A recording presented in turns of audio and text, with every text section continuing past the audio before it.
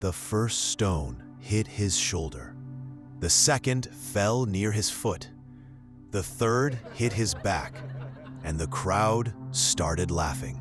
In the town square, between the smell of sweat and mud, Hans was standing and picking up broken pieces of glass from the ground, without lifting his head.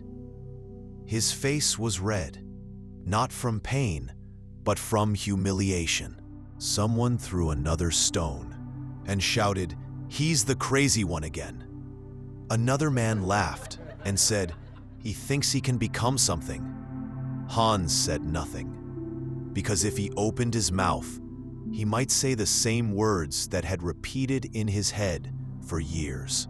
Hans lived in the Middle Ages, in a town where people followed one unwritten rule: do the same thing everyone before you did. But Hans was not happy to only repeat the past. While everyone used heavy and slow plows pulled by oxen to work the land, he played with gears and metal parts. While each field needed several oxen and many men to move one plow, he spent nights thinking about how to make that power much stronger. While everyone built the same old tools, he worked at night in an abandoned storehouse on something no one could even name. It was something like a mechanical machine with iron arms, connected gears, and a central lever. If it worked, it could hold the power of 5 plows in one machine. A device that could plow the land deeper, faster, and with much less effort. And the people? People talked. They always talk. They said, "A plow has always been this way. You can't put 5 oxen into iron." Before you, many dreamers tried and failed. Hans heard all of this. The problem was not that he heard them. The problem was that at first, he believed them. That night, after what happened in the square, Hans went back to his small workshop with wounded hands. He lit a candle. He looked at his half-finished machine, at a gear that still got stuck, at an arm that did not move the force correctly. And then the voice came, a very familiar voice. "They are right. Stop." Hans sat down.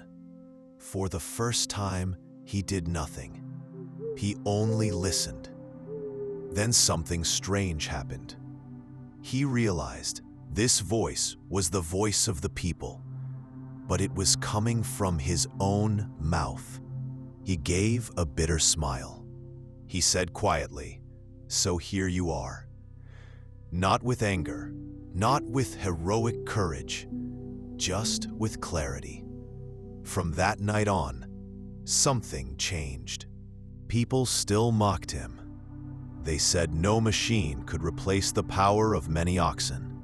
Stones were still thrown. Some nights, doubt still came. But Hans no longer stopped because of every word. He did not act on every thought. He did not obey every voice. He understood something important. If he gave his mind to the words of the crowd, his hands would never be free. He kept working. He changed the gears. He corrected the power ratio.